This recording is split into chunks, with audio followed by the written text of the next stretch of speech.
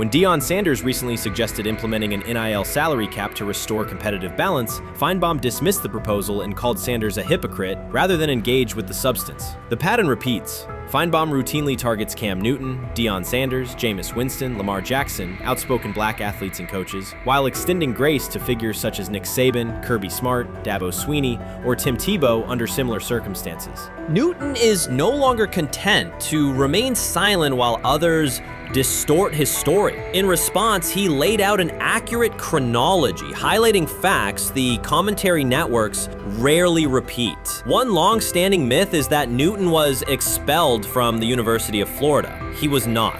Tim Tebow held the starting job unchallenged, and Meyer had no intention of displacing his star. Like thousands of athletes each year, Newton transferred to find a place where he could play. The move was strategic, not disciplinary. He is with 3-2-2-5-3-17 to transfer to and Moorbeck. Meyer was. Critics habitually resurrect the 2008 laptop incident to tarnish Newton's entire career. Newton has acknowledged the mistake, but its relevance is overstated. The incident did not prompt his transfer, nor did it derail his trajectory. After leaving Florida, Newton enrolled at Blinn College, a Texas JUCO powerhouse, and led the Buccaneers to a national championship while posting dominant statistics. That performance earned him the opportunity to transfer to Auburn. At Auburn, Newton produced one of the most extraordinary single seasons in collegiate history. More than 4,000 yards of total offense, 50 combined touchdowns, an SEC title, a national championship, and the Heisman Trophy. Achievement compressed into a single year under intense scrutiny. Even that landmark season is recast by Finebaum as a cautionary tale.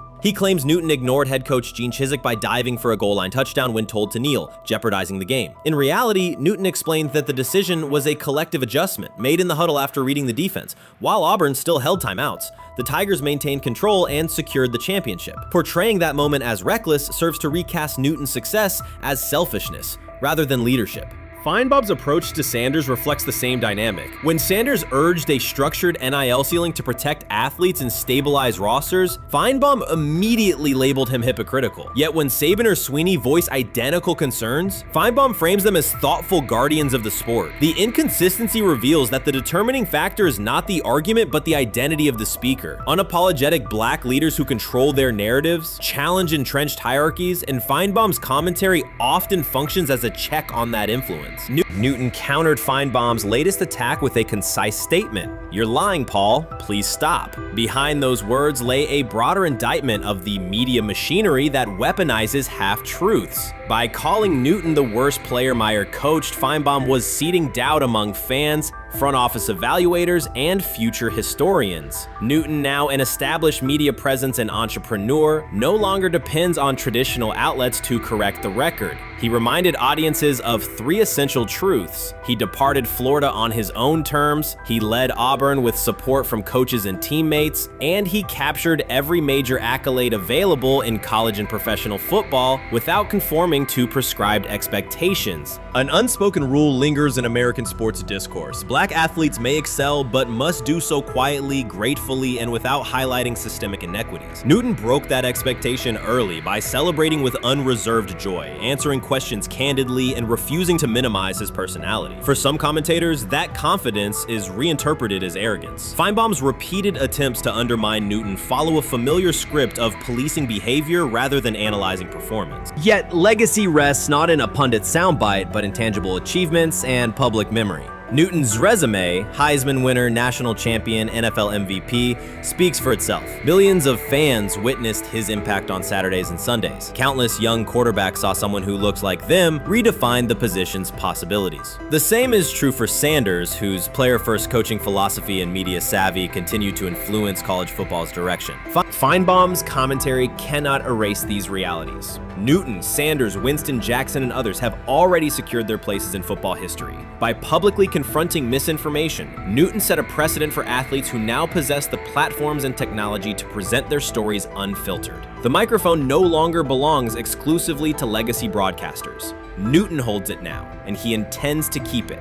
A decisive shift that reduces the gatekeeper's influence and ensures that accomplishments are judged on merit rather than narrative manipulation. They say training camp decides depth charts, but Shedeur Sanders began fighting for his job long before he will step inside the Browns facility. While most first-year players squeezed in one last vacation, he slipped onto a private field in Texas, strapped on Cleveland's helmet and shoulder pads, pulled a fresh number 2 jersey over his chest, and started rifling timing routes as if it were the opening drive of week 1. No cameras, no hype track, no product placement, just sweat, cadence, and ball placement. A rookie does not rehearse in full game gear unless he already envisions himself commanding the huddle. Plenty of observers shrug that clip off. They insist the 5th rounder, quote, isn't ready, cling to depth chart conventions, or whisper that the name across his shoulders did most of the talking on draft day. Maybe it is the Deion connection, maybe it is a preference for prospects who blend quietly into the background, or maybe the league's gatekeepers fear the possibility that the kid is better than the quarterbacks they have spent months promoting. Whatever the motive, the countdown has started, and video rarely lies. Shedeur Sanders is not preparing to arrive. He is preparing to lead.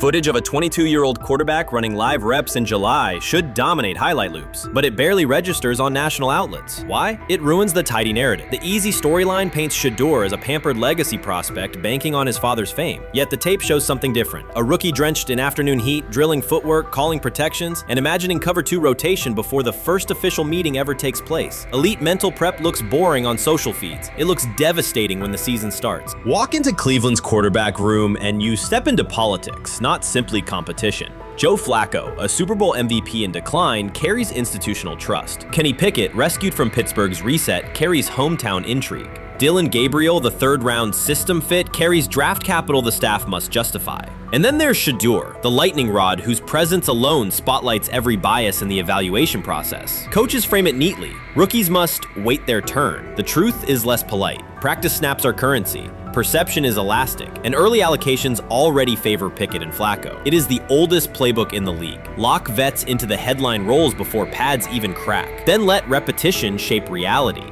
Sanders refuses to cooperate. He is not a 4th-string camp arm. He has engineered game-winning drives under national scrutiny, operated against live blitz looks most prospects never face, and more than any quarterback in the room, documented his own offseason obsession. No social media rollout, no brand consultant, just pads, cleats, and an unlit practice field. If his last name were Smith, pundits would label him the sleeper of camp. Instead, politics trails every throw. Training camp rotations expose organizational intent. Beat writer Fred Greetham already reports that Pickett and Flacco will open with first-team reps when veterans report July 23rd. Gabriel grabs the developmental snaps, leaving Sanders the leftovers. That isn't performance-based, it's narrative-safe. Gabriel doesn't threaten hierarchy, Sanders bends gravity. Watch the details. Does Shedeur steal 11-on-11 snaps with the 2s? Does he run red zone installs or 2-minute drills? If he does, coaches are admitting he is forcing his way in. If he doesn't, they are postponing the inevitable. Either way, the private field reps have sharpened his timing and condensed his release. He is not hoping for an opportunity, he is prepared to seize one the instant it appears. Cleveland's joint practices amplify that tension. First come live periods against the Panthers, then sessions with the champion Eagles. Those reps belong to the starters, so Flacco and Pickett will absorb most of Carolina's disguised pressure and Philadelphia's exotic fronts. Sanders' proving ground will be the preseason opener on August 8th. Under the stadium lights, he will get entire series, real reads, pockets collapsing for real. If his command mirrors the footage from Texas, coaches will have to answer why he never saw earlier work.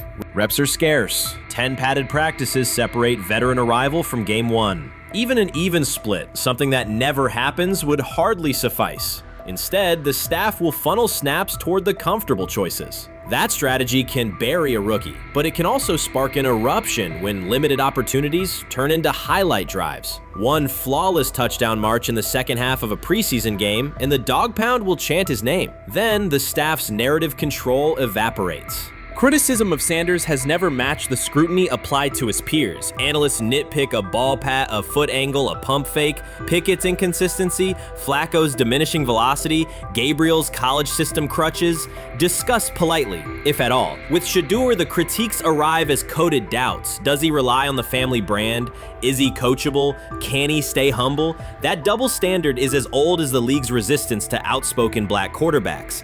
Add Deion's unapologetic persona, and each Sanders rep becomes a referendum on establishment comfort levels. Shedeur answers not with rebuttals, but with work. Work captured in silent footage more deafening than any debate show monologue.